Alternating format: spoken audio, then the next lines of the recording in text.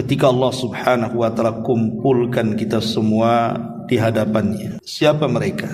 Ma'asyiral muslimin yang dimuliakan Allah Subhanahu wa ta'ala, cahaya adalah sesuatu yang sangat-sangat kita hajatkan di dunia. Kalau seandainya kita berjalan di kegelapan dan tidak ada cahaya sedikit pun, tentu kita akan merasakan akan besarnya nikmat cahaya bagi kita. Karena orang yang terkurung dalam kegelapan itu akan sesak jiwanya. Dan kita bisa rasakan ketika kita sedang berada di rumah, tiba-tiba listrik mati, dan kita mencari-cari cahaya tapi tidak didapati cahaya tersebut. Terkadang tumbuh rasa takut, sesak, dan begitu seterusnya. Artinya cahaya itu sangat penting sekali. Allah Subhanahu wa ta'ala berfirman di dalam surah An-Nur ayat 35.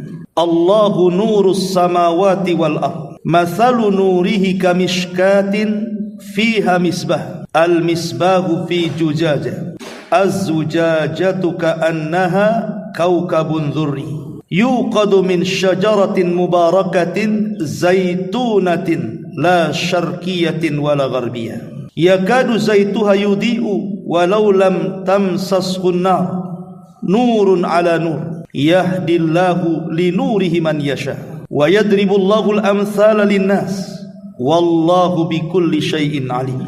Allah adalah pemberi cahaya kepada langit dan juga bumi.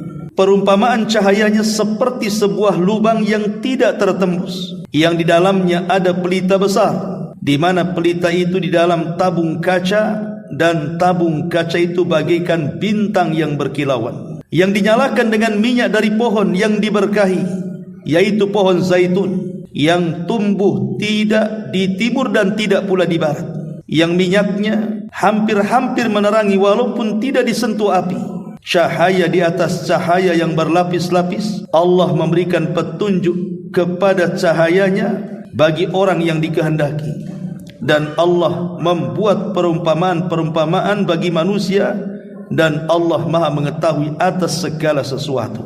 Ma'asyiral muslimin yang dimuliakan Allah Azza wa Jalla, ayat ini adalah ayat perumpamaan dari Allah Subhanahu wa ta'ala bagi orang-orang yang mendapatkan cahaya di dunia. Di sini ada kalimat nurun ala nur, cahaya di atas cahaya. Apa maknanya cahaya di atas cahaya di sini? Ma'asyiral muslimin, di sini Allah Subhanahu wa taala sedang memperumpamakan hati seorang mukmin, bahwa hati seorang mukmin itu bagaikan sebuah lampu. Dulu kita kenal ada petromak namanya. Kita lihat lampu petromak itu, ketika kita nyalakan dari dalam kaca itu, maka akan menerangi semuanya. Tetapi lampu petromak ini Allah Subhanahu wa ta'ala menyebutkan ada dua cahaya yang menerangi yang keluar dari lampu itu. Pertama kilauan minyak zaitun, dan yang kedua kilauan daripada api itu sendiri. Jadi nur ala nur, cahaya dari minyak zaitun dan cahaya dari api yang menerangi sekitarnya. Itulah hati seorang mukmin, bercahaya dari dalam, dan cahaya dari dalam menerangi keluar daripada hatinya. Sebagian ahli tafsir mengatakan yang dimaksud cahaya di sini adalah nurul iman wa nurul Quran. Jadi cahaya dalam ayat ini maksudnya cahaya iman yang keluar dari seorang mukmin, dan juga cahaya Quran maksudnya cahaya hidayah. Iman yang menerangi dalam dadanya, sementara hidayah menerangi orang-orang di sekitarnya. Itulah hati seorang mukmin di dunia. Hatinya penuh dengan cahaya, tapi cahaya itu dia sebarkan juga kepada orang-orang di sekitarnya. Ma'asyiral muslimin yang dimuliakan Allah Subhanahu wa ta'ala, tentu kita tidak akan membahas cahaya seorang mukmin di dunia. Kita akan membahas cahaya-cahaya yang Allah Subhanahu wa ta'ala akan anugerahkan bagi seorang mukmin dalam kuburannya dan kelak di akhirat setelah kematiannya. Ma'asyiral muslimin yang dimuliakan Allah Subhanahu wa ta'ala, sedikit kita berlogika. Ketika di dunia hari ini, saya, Anda atau siapapun, kita memiliki rumah, sebagian kita memiliki istri dan anak-anak serta tetangga, bahkan teman-teman yang baik di masjid atau di luar masjid. Anda bayangkan kalau seandainya tiba-tiba kemudian Allah wafatkan kita, kemudian Allah masukkan kita ke sebuah ruangan yang sempit hanya 1 meter kali 1,5 meter. Tiba-tiba kemudian kita diasingkan dari manusia.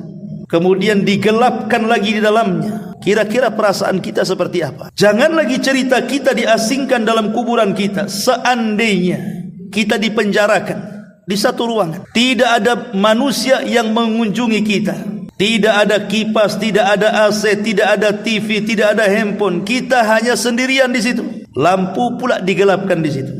Mungkin kita tidak akan tahan lama dalam ruangan itu. Tetapi kalau seandainya ada sedikit cahaya dalam ruangan itu, tentu akan melegakan hati kita. Apalagi kalau cahaya itu kemudian betul-betul menerangi dalam kuburan kita, tentu akan lebih menenangkan lagi. Ini baru cerita kubur nih, belum cerita akhirat. Makanya seorang mukmin itu sangat berhajat kepada cahaya, baik di dunia, baik dalam kuburnya, ataupun kelak di akhirat setelah kematiannya. Tidak memperpanjang mukaddimah, yang pertama di antara sebab-sebab orang akan mendapatkan cahaya adalah al-imanu billah, beriman kepada Allah Subhanahu wa taala, menjauhi kemunafikan. Di dalam Al-Qur'anul Karim, tepatnya dalam surah Al-Hadid ayat 12 sampai 15, Allah Subhanahu wa taala berfirman, "Yauma taral mu'minina wal mu'minati yas'a nuruhum baina aydihim wa bi aymanihim bushrakumul yawma jannatun tajri min tahtihal anhar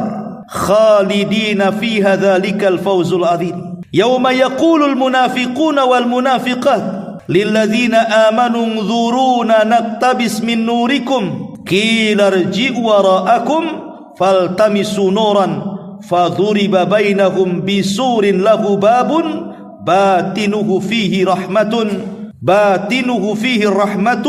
zahiruhu min kibalihil adzab." Allah Subhanahu wa taala mengatakan, pada hari ketika kamu melihat orang-orang yang beriman, baik laki-laki atau perempuan, sedang cahaya mereka bersinar di hadapannya, kemudian bersinar di belakang kanan mereka, dikatakan kepada mereka pada hari itu, ada berita gembira untuk kalian. Maksudnya sorga yang mengalir di bawahnya sungai-sungai yang kamu akan kekal di dalamnya. Itulah keberuntungan yang besar. Tapi pada hari itu ketika orang-orang munafik laki-laki dan perempuan berkata kepada orang-orang yang beriman, "Tunggulah kami supaya kami dapat mengambil sebagian dari cahayamu." Dikatakan kepada mereka, "Kembalilah kamu ke belakang, carilah cahaya sendiri." Lalu diadakan di antara mereka dinding yang mempunyai pintu, di sebelah dalamnya ada rahmat, dan di sebelah luarnya disitulah ada azab Allah Subhanahu wa taala. Ayat ini menjelaskan tentang perjalanan dua kelompok kelak di titian Siratal Mustaqim. Jadi ketika semua proses sudah dilalui, mulai daripada syafaat, kemudian hisab, kemudian timbangan, kemudian pengambilan catatan dan macam-macam peristiwa, dan orang-orang kafir sudah dimasukkan ke dalam neraka, maka sisa dua kelompok. Pertama orang-orang yang beriman, yang kedua orang-orang munafik. Kenapa orang-orang munafik? Mereka tidak dimasukkan seperti orang kafir ke dalam neraka, tapi dilewatkan kepada titian. Di sini Allah Subhanahu wa taala hendak membalas mereka, karena ketika di dunia mereka suka menipu Allah, menipu orang-orang yang beriman, maka sekarang mereka akan ditipu Allah dan orang-orang yang beriman di titian itu.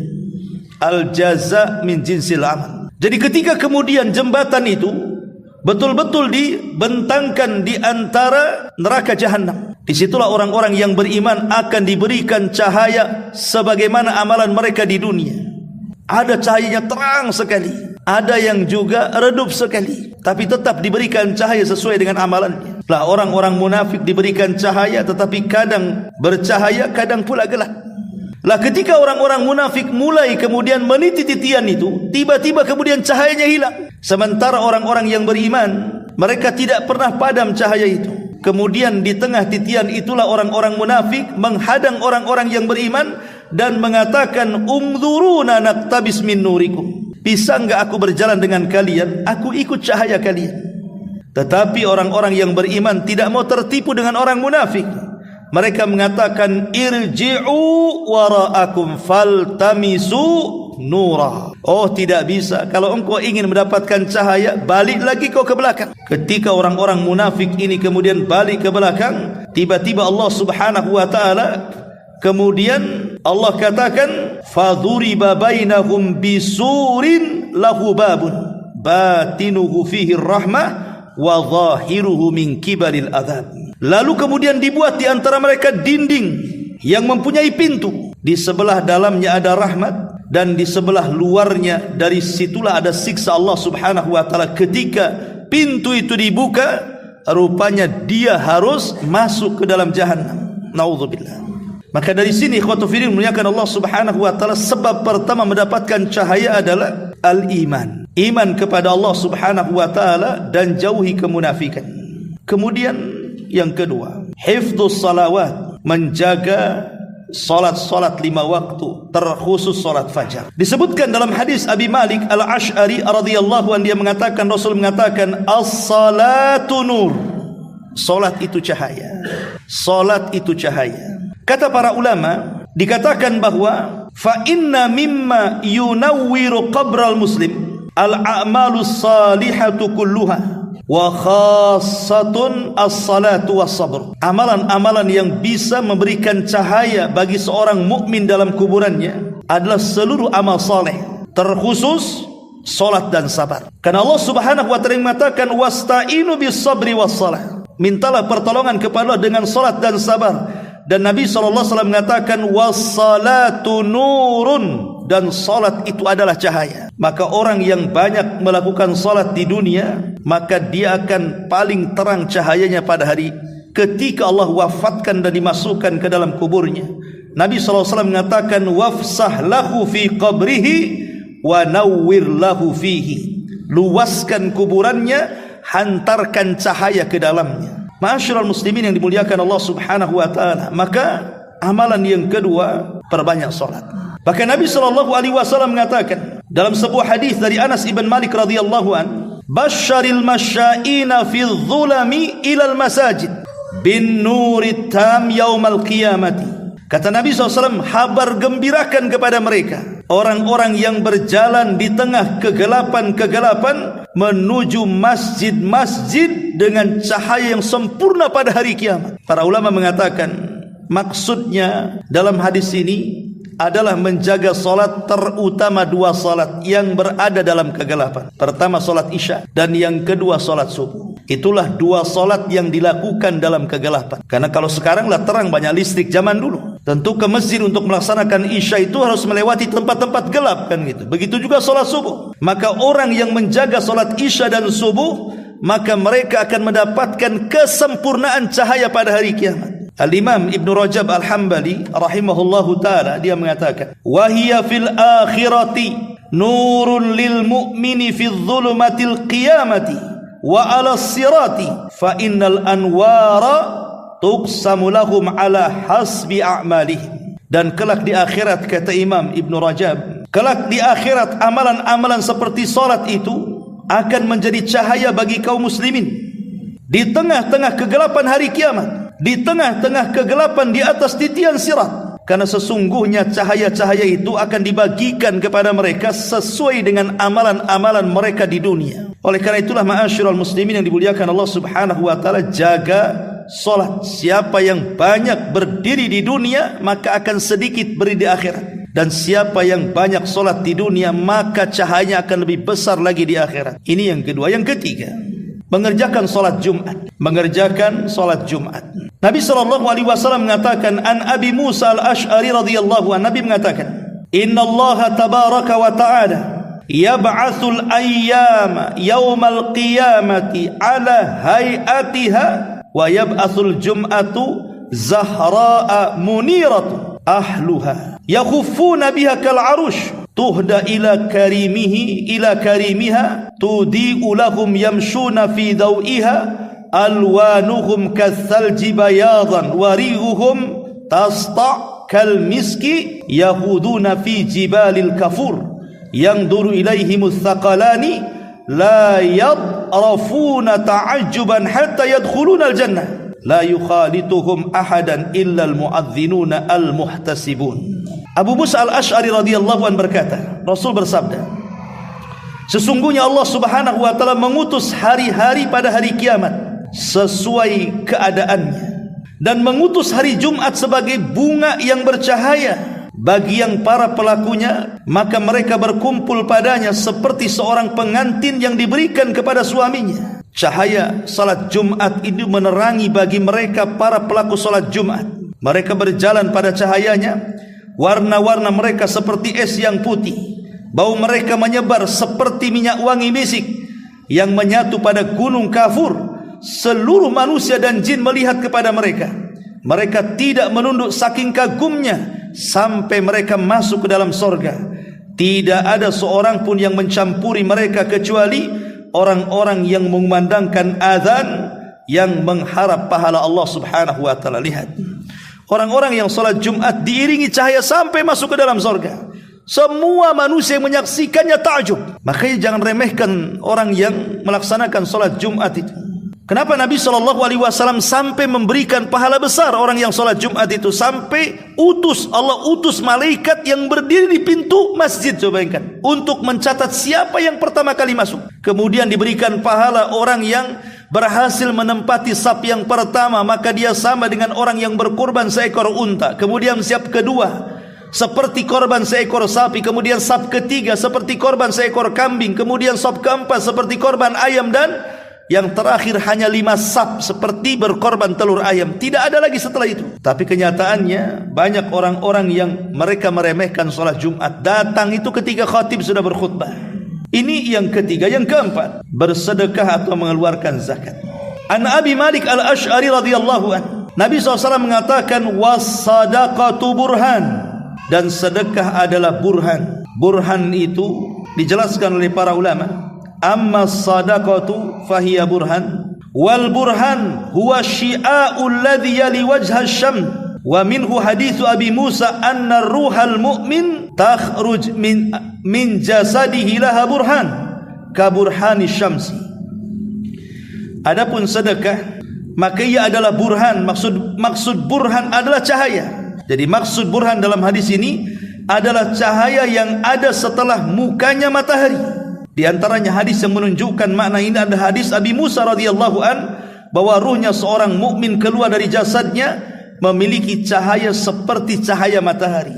Maknanya di sini bahwa ketika Rasul mengatakan was-sadaqatu burhan, dan sedekah adalah bukti, maksud bukti di sini adalah cahaya. Jadi orang yang sering bersedekah maka akan diberikan cahaya banyak dalam kuburannya dan setelah kematiannya. Kemudian yang nomor 5, senantiasa bersabar. Senantiasa bersabar ketika menghadapi takdir-takdir Allah Subhanahu wa taala. As-sabru ala aqdarillah. Nabi mengatakan dalam hadis yang sama, Abi Malik Al-Ash'ari radhiyallahu anhu, Rasul mengatakan was-sabru dhiya'un, dan sabar itu adalah lentera. Imam Ibn Rajab mengatakan huwa nurul ladhi yahsulu fihi naw'un hararatun wa ihraq kadhiya'i syamsi bi khilafil qamar fa innahu nurun mahd fihi isyraqun bi ghairi ihraq. Makna dia artinya adalah cahaya yang terjadi di dalam semacam panas dan menyengat seperti cahaya matahari. Berbeda dengan bulan, sesungguhnya ia adalah cahaya melulu, di dalamnya penerangan tanpa penyengatan. Artinya di sini ketika Allah Rasul mengatakan was-sabru dia, berarti dia di sinilah cahaya seperti cahaya matahari terangnya. Karena kenapa Allah Subhanahu wa taala memberikan cahaya kepada orang-orang yang bersabar? Karena tidak banyak orang-orang yang bersabar ketika menghadapi takdir. Ketika menghadapi takdir, manusia itu kan bermacam-macam ya kan. Menghadapinya ada yang memang betul-betul tulus sehingga dia sabar. Bahkan ada yang sampai kepada tingkat syukur lagi. Itu memang jarang yang seperti ini. Tapi kebanyakan orang menghadapi takdir ini, kalau dia buruk atau bentuknya musibah, biasanya tasakhut. Tasakhut itu menolak takdir Allah Subhanahu wa taala, dan itu yang paling banyak di tengah-tengah kaum muslimin. Ketika ditimpa penyakit, dia tidak terima dengan penyakitnya. Bukan diambil kesempatan untuk menggugurkan dosa-dosanya. Ketika diberikan kemalangan, mungkin ekonominya jatuh dan begitu seterusnya, dia pun stres. Bukan kepikiran bahwa boleh jadi itu Allah Subhanahu wa taala menghendaki lain. Wa asa an takrahu syai'an wa huwa khairul lakum. Boleh jadi sesuatu yang kita anggap buruk itu baik pula bagi kita. Kemudian yang keenam, membaca surah Al-Kahfi pada hari Jumat. An Abi Sa'id Al-Khudri radhiyallahu an, Nabi SAW mengatakan, man qara'a surat Al-Kahfi fi yaumil jum'ati adha'a lahu min nur ma bainal jum'atain.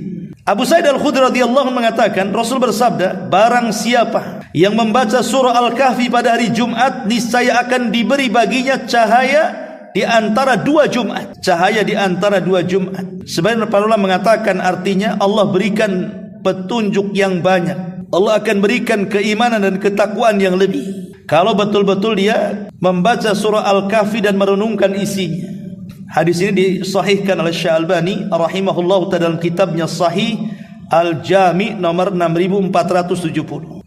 Kemudian yang nomor 7, selalu membaca surah Al-Baqarah dan surah Al-Imran. Biasakan membaca surah Al-Baqarah dalam rumah kita dan juga surah Al-Imran. Lihat faedahnya dari Abi Umamah Al-Bakhili, dia mengatakan Rasul bersabda, "Iqra'u Zahrawaini Al-Baqarah wa surat Al-Imran." Kata Nabi SAW, bacalah Zahrawaini, yaitu surah Al-Baqarah dan surah Al-Imran. Maksud Zahrawaini adalah dua cahaya, kata para ulama.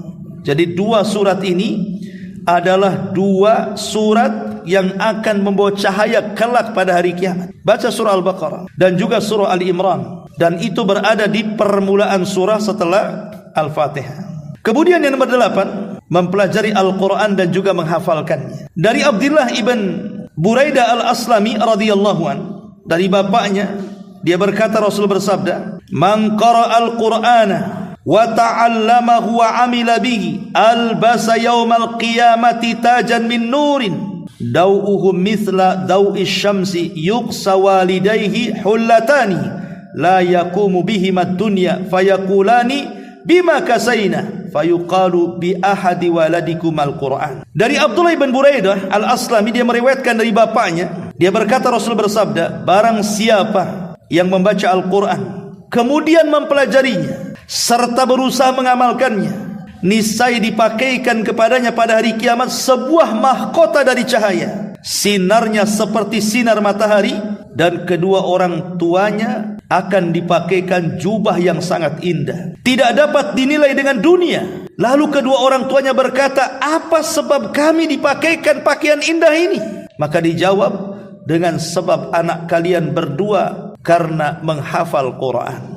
Subhanallah. Maka saya nasihatkan kepada antum para bapak yang banyak anaknya, kalaupun tidak bercita-cita semua anaknya hafal Quran, jadikanlah satu di antara mereka para penghafal Quran. Umpamanya anda ada yang punya anak 5, 6, 7. Kalaupun tidak bisa semuanya hafal Quran, satulah di antara mereka arahkan kepada penghafal-penghafal Quran, supaya menjadi syafaat dan wasilah yang kelak akan mengangkat derajat orang tuanya dan akan memakaikan jubah yang sangat indah dan akan membahagiakan orang tuanya pada hari kiamat. Apalagi kalau umpamanya ada potensi dari anak kita itu, nampaknya anak yang satu ini cerdas, mungkin kecerdasannya di atas rata-rata. Ini kesempatan, masukkan kepada pondok-pondok tahfidz Al-Quran, supaya satu di antara mereka adalah yang membanggakan orang tuanya pada hari kiamat.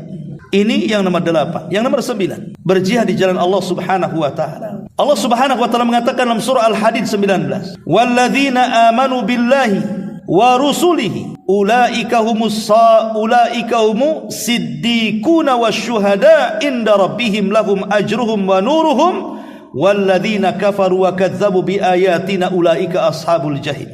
Dan orang-orang yang beriman kepada Allah dan Rasulnya, mereka itu orang-orang siddiqin dan orang-orang yang menjadi saksi di sisi Tuhan mereka, bagi mereka pahala dan juga cahaya. Maksud syuhada, saksi di sini artinya asy-syuhada alladzina qutilu fi sabilillah. Kata Imam At-Tabari, maksudnya syuhada di sini orang-orang yang menjadi saksi, mereka adalah orang-orang yang terbunuh di jalan Allah alias mati syahid. Maka mereka akan mendapatkan cahaya. Kata Rasul, man rama bisahmin fi sabilillah kana lahu nuran yaumal qiyamah. Barang siapa melepaskan sebuah panah dalam berjihad di jalan Allah, maka bagi dia cahaya pada hari kiamat. Minimalnya kalau kita tidak berjihad, karena mungkin di antara kita juga tidak semua pemberani, karena amalan jihad ini amalan berat. Kutiba alaikumul qital wa huwa kurhul lakum. Diwajibkan atas kalian berperang dan itu membuat tidak suka kalian. Ya, karena jihad itu perlu keberanian. Tapi minimalnya, walaupun kita tidak punya keberanian berjihad, tanamkan dalam hati kita ini bahwa kita akan berjihad. Minimal punya niat. Ya. Sebab orang yang tidak punya niat dalam hatinya berjihad, maka hatinya dipenuhi dengan kemunafikan. Kemudian yang nomor 10, selalu berbuat adil, terutama bagi para pemimpin. Tinggalkan kezaliman. Nabi SAW mengatakan dalam hadis Jabir bin Abdullah radhiyallahu an, ittaquz zulma fa inna zulma zulumatun yaumal qiyamah wattaqus syuha fa inna syuha ahlaka man kana qablakum hamalahum ala an safaqud dima'ahum wastahallu baharimahum. Kata Nabi, jauhilah kezaliman, karena sungguh kezaliman adalah merupakan kegelapan-kegelapan pada hari kiamat. Orang zalim tidak akan diberikan cahaya. Maknanya orang adil akan diberikan cahaya.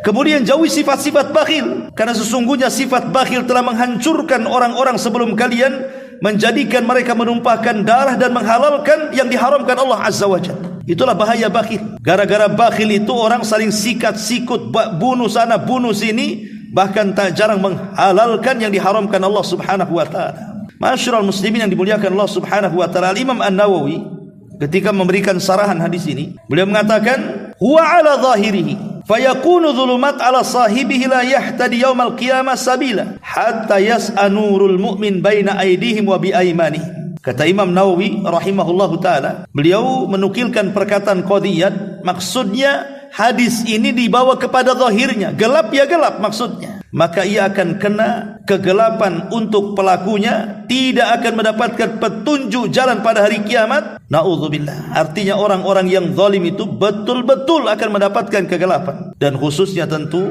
para pemimpin, ya, karena kezaliman yang paling banyak itu biasanya dikonsumsi para pemimpin. Kenapa demikian? Karena kekuasaan di tangan. Dia bisa dengan kekuasaan itu melakukan kezaliman di mana-mana. Kemudian yang nomor 11, bagi yang haji tentunya, menunaikan haji saat melempar jumrah. Nabi mengatakan, idza ramaital jimara kana lahu nuran yaumal qiyamah. Jika kamu melempar batu-batu jumrah, baik jumrah wusta atau aqabah atau sughra, maka niscaya bagimu cahaya pada hari kiamat. Kemudian juga yang nomor 12, menggundur rambut ketika tahalul haji. Nabi SAW mengatakan, wa idza halaqa ra'sahu falahu bikulli sya'ratin saqatat min ra'sihi nurun yaumal qiyamah. Apabila dia mengundur rambutnya, maka ia memiliki pada setiap helai rambut yang jatuh itu dari kepalanya akan menjadi cahaya pada hari kiamat. Maka beruntunglah orang-orang yang haji, maka mereka bisa mengumpulkan cahaya sebanyak-banyaknya pada hari kiamat.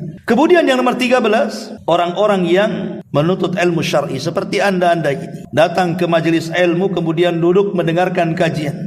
Dari hadis Abu Hurairah radhiyallahu anhu, Rasul mengatakan, man salaka tariqan yaltamisu fihi ilma sahhalallahu bihi tariqan ilal jannah. Barang siapa yang menempuh jalan mencari ilmu syar'i, ilmu agama, Allah akan mudahkan baginya ke dalam sorga. Kata para ulama, dimudahkan di situ artinya kelak pada hari kiamat akan dimudahkan dengan diberikan banyak cahaya. Orang kalau berjalan di atas cahaya akan mudah, tapi orang berjalan di atas kegelapan, macam mana dia akan sampai? Maka orang-orang yang duduk di majelis ilmu, belajar agama, maka itu sebab terbesar akan mendapatkan cahaya baik dalam kuburannya ataupun setelah kematiannya kelak pada hari kiamat. Ma'asyiral muslimin yang dimuliakan Allah Azza wa Jalla, makanya Imam Syafi'i rahimahullahu taala, beliau mengatakan ada seseorang yang bijak menulis surat kepada seseorang yang bijaksana. Ya akhi, qad utita ilman. Wahai saudaraku, kamu sudah diberikan ilmu, maka janganlah kemudian ilmu itu kau gelapkan dengan dosa. Artinya bahwa, kata Imam Syafi'i rahimahullahu ta'ala, kalau Allah sudah berikan pengetahuan, janganlah pengetahuan yang merupakan cahaya itu kau gelapkan dengan dosa. Makanya kata Imam Syafi'i ketika beliau mengadu soal kurangnya hafalan kepada waki gurunya, syakautu ila waki su'a hifdin fa arsyadani bi antarkil ma'asi wa'lam bi annal ilma nurun wa nurullah la yuhda lil asi. Kata Imam Syafi'i, aku mengadu kepada guruku Waqi soal buruknya hafalanku. Kata Imam Waqi, maka dia memberikan saran agar aku meninggalkan maksiat, karena ilmu adalah cahaya dan cahaya itu tidak mungkin masuk ke hati-hati ahli maksiat, kata Syafi'i rahimahullahu ta'ala. Maka orang yang menuntut ilmu juga salah satu sebab mendapatkan banyak cahaya. Kemudian yang nomor 14, seseorang yang mencintai karena Allah Subhanahu wa ta'ala. Dia bukan keluarga kita, dia bukan saudara kita, bukan sekandung, bukan seibu, bukan siapa-siapa. Dia bukan siapa-siapa kita,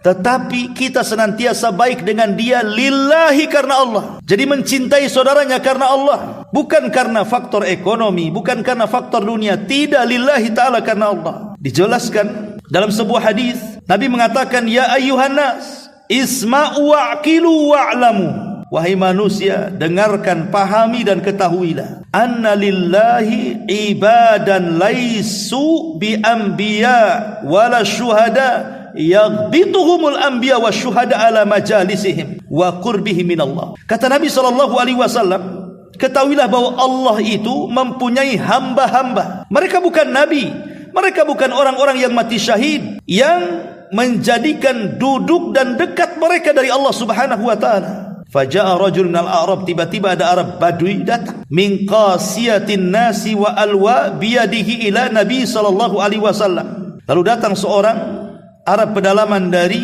orang biasa, dan ia menunjukkan tangannya kepada Rasul, lalu berkata, ya Nabi Allah, nasun minan nas laisu bi anbiya wala syuhada yaghbituhumul anbiya wa syuhada ala majalisihim wa qurbihim minallah. An'athum lana ya Rasulullah, atau sifhum lana ya Rasulullah, atau fassirhum lana ya Rasulullah. Maka orang ini mengatakan, Rasul, kok ada orang yang bukan nabi, bukan syuhada, tetapi nabi dan para syuhada sangat cemburu dengan orang ini karena kedekatan dia dengan Allah Subhanahu wa taala. Bisa enggak kau sifatkan siapa mereka? Maka Nabi sallallahu alaihi wasallam mengatakan, hum nasun min afna'in nas wa tawazi al-qabaili lam tasil bainahum arhamun mutaqaribatun tahabu fillah wa tasafau yada'u Allahu lahum yawmal qiyamah manabira min nur fayujlisuhum 'alaiha fayaj'alu wujuhahum nuran wa thiyabahum nuran yafza'un nasu yawmal qiyamah wa la yafza'una wa hum awliyaullah alladzi la khaufun 'alaihim wa lahum yahzanun. Apa kata Nabi SAW? Mereka adalah manusia dari berbagai macam dan campuran dari beberapa kabilah. Tidak tersambung di antara mereka hubungan pertalian kerabat ataupun kekeluargaan. Mereka saling mencintai karena Allah, dan mereka saling mensucikan. Maka Allah akan meletakkan bagi mereka pada hari kiamat mimbar-mimbar dari cahaya. Maka mereka akan duduk di atas mimbar bercahaya itu. Lalu Allah menjadikan wajah-wajah mereka bercahaya pula, pakaian-pakaian mereka bercahaya pula. Ketika manusia tersentak pada hari kiamat, mereka tidak tersentak. Mereka adalah wali-wali Allah yang tidak ada rasa takut di hati-hati mereka dan tidak ada kekhawatiran. Subhanallah. Jadi Allah Subhanahu wa taala akan meletakkan satu mimbar di bawah arsy. Mimbar itu penuh dengan cahaya. Semua menginginkan di atas mimbar itu mereka duduk, termasuk para nabi, termasuk para syuhada. Tapi tiba-tiba kemudian ada orang-orang yang duduk di situ, mereka bukan para nabi, mereka bukan para syuhada. Bahkan para nabi dan syuhada cemburu, kenapa orang itu bisa duduk di situ? Tiba-tiba setelah duduk, wajah-wajah mereka ikut bercahaya, pakaian-pakaian mereka ikut bercahaya. Ketika ditanya, Rasul, siapa orang yang memiliki tempat yang tinggi kelak pada hari kiamat, yang penuh dengan cahaya itu? Maka Rasul SAW mengatakan, mereka adalah orang-orang yang senantiasa menanamkan kecintaan kepada orang lain, padahal orang itu bukan kerabatnya, bukan keluarganya, bukan siapa-siapa. Dia cinta karena Allah dan benci karena Allah Subhanahu wa ta'ala. Ini penting, karena di zaman sekarang terkadang orang melakukan perkawanan itu karena dunia. Saya dekat dengan dia itu karena ada hubungan bisnis, saya dekat dengan dia itu karena ada hubungan dunia. Tidak ada orang yang dekat itu karena Allah, betul-betul karena Allah. Padahal lihat bagaimana keutamaannya di hadapan Allah Subhanahu wa taala. Kemudian yang nomor 15, uban yang akan menjadi cahaya yang ada di kepala. Ma'asyiral muslimin yang dimuliakan Allah Azza wa Jalla, disebutkan dalam hadis Fadalah Ibn Ubaid, Nabi mengatakan, "Man syaba syaibatan fi sabilillah kanat nuran yaumal qiyamah." Qala rajulun inda dzalik, "Fa inna rijalan yantifuna asy-syaibah." Faqala Rasulullah, "Man syaa'a falyantif nurahu." Fudail bin Ubaid radhiyallahu mengatakan, barang siapa, kata Rasul, beruban di atas kepalanya dalam Islam, maka niscaya baginya cahaya pada hari kiamat. Jadi uban itu akan menjadi cahaya pada hari kiamat. Seseorang berkata kepada Rasul, sesungguhnya ada beberapa orang mencabut ubannya, boleh enggak? Maka Rasul mengatakan, barang siapa yang hendak untuk mencabut cahayanya, ya silahkan saja. Kalau hendak mencabut cahaya silahkan, tapi kan rugi. Karena bagaimanapun uban ini adalah pengingat kita. Dan biasanya orang tumbuh uban itu kan di usia 40 tahun. Dan 40 tahun itu biasanya separuh lebih usia dia sudah berlalu, yang akan dijalani itu tinggal sedikit lagi. Di situ diingatkan dengan usia, diingatkan dengan kematian, karena uban itu tamu untuk mengingatkan kita dengan kematian, bahwa jarak orang yang beruban dengan kematian itu sudah dekat. Sehingga kemudian di dunia kita dapat pelajaran dengan uban itu kan. Makanya kenapa tidak dilarang kita mencabut uban? Karena orang yang mencabut uban itu hakikatnya dia tidak teringatkan bahwa dia akan mati dan akan tua. Allahu khalaqakum min dha'fin thumma ja'ala min dha'fi quwwatan thumma ja'ala min ba'di quwwatin dha'fan wa syaibah. Allah telah menciptakan kalian lemah di waktu bayi, kemudian dari kelemahan timbullah kekuatan, kemudian dari kekuatan timbul lagi kelemahan dan menua, kemudian mengalami kematian. Oleh karena itulah maka jadikan uban ini sebagai pengingat kematian. Dan di akhirat Rasul mengatakan la tantifu asyaibah fa innahu nurun yaumal qiyamah. Jangan kalian cabut uban-uban kalian, karena uban itu akan menjadi cahaya bagi kalian pada hari kiamat. Kemudian yang nomor 16, menyambung hubungan dengan kawan-kawan baik orang-orang tua yang sudah meninggal. Jadi kawan-kawan orang tua yang sudah meninggal, kita dulu punya orang tua masih hidup, punya orang tua kita ini punya kawan. Orang tua meninggal, maka hubungkanlah hubungan baik kita dengan kawan orang tua kita yang sudah meninggal. Nabi SAW mengatakan dari hadis Ibnu Umar radhiyallahu anhuma, mar'a arabi fi safarin, kata Abdullah ibn Umar, seorang dari pedalaman berpapasan saat safar, ya. Lah kebetulan orang ini siddiqon li Umar. Jadi dulunya dia kawannya Umar bin Khattab, sekarang berpapasan dengan anaknya Ibnu Umar, dan Umar sudah meninggal. Faqala a'rabi, berkata orang Arab ini, alasta ibna fulan, bukankah engkau adalah anaknya si fulan? Qala, maka ia menjawab, ya betul. Fa amara lahu Ibnu Umar bihimarin, maka Abdullah ibn Umar memerintahkan untuk memberikan keledai, karena beliau memintanya, lalu diberi. Kawannya mengatakan, wahai Ibnu Umar, beliau orang Badui, cukup kau kasih serban saja, kenapa kau kasih pula keledai pula sama dia? Maka kemudian Ibnu Umar mengatakan, aku mendengar sabda Nabi SAW, ihfad wudda abik. Kata Ibnu Umar radhiyallahu anhu, jagalah kawan baik orang tuamu, la taqta'uh, jangan kau putuskan, fayudfi'ullahu nurah, sebab kalau kau putuskan hubungan kamu dengan dia, itu sama dengan memutuskan cahaya Allah kepadamu. Kalimat Allah memutuskan cahaya Allah kepadamu menunjukkan bahwa berbuat baik kepada kawan orang tua kita adalah penyebab Allah memberikan cahaya kepada kita. Dan yang terakhir tentunya yang nomor 17, berdoalah kepada Allah Subhanahu wa taala agar kita senantiasa diberikan cahaya di dunia, dalam kubur ataupun di akhirat. Berdasarkan hadis Abdullah bin Abbas radhiyallahu anhuma, annahu raqada inda Rasulillah. Jadi beliau Ibnu Abbas satu hari dia pernah menginap di rumah Rasulullah. Kemudian fastaiqadha fatasawwaka wa tawaddaa, maka Rasul pun kemudian bangun, kemudian bersiwak, kemudian berwudu. Wa huwa yaqul, dan dia mengatakan, inna fi khalqis samawati wal ardh wa ikhtilafil laili wan nahar la ayati liulil albab. Sesungguhnya pada penciptaan langit dan bumi dan adanya pergantian siang dan malam itu ada tanda-tanda bagi orang yang berfikir. Maka Nabi SAW kemudian membaca sampai selesai ayat-ayat ini. Kemudian Nabi SAW pun salat 2 rakaat, beliau panjangkan berdiri, ruku dan sujudnya. Kemudian beliau berpaling, kemudian tidur. Kemudian beliau pun akhirnya kemudian setelah muadzin salat fajar berkumandang, maka beliau keluar. Disinilah kemudian beliau berdoa, Allahumma ij'al fi qalbi nuran wa fi lisani nuran waj'al fi sam'i nuran waj'al fi basari nuran waj'al min khalfi nuran wa min amami nuran waj'al min fawqi nuran wa min tahti nuran Allahumma a'ti nuran. Kata Nabi SAW, beliau mengatakan, ya Allah, berikan cahaya pada hatiku, cahaya pada lisanku, cahaya pada pendengaranku, cahaya pada penglihatanku, cahaya di belakangku, cahaya di depanku, cahaya di atasku, cahaya di bawahku. Ya Allah, teruslah berilah cahaya kepadaku. Hadis ini dikeluarkan Imam Muslim dan juga Nasai. Artinya kata para ulama, bacalah doa ini setiap kita melangkahkan kaki melakukan salat fajar. Ketika ke masjid, baca doa ini. Minta cahaya kepada Allah Subhanahu wa taala, karena cahaya itu kita sangat berhajat di dunia dalam kubur dan setelah kematian kita kelak pada hari kiamat. Wallahu a'lam bishawab.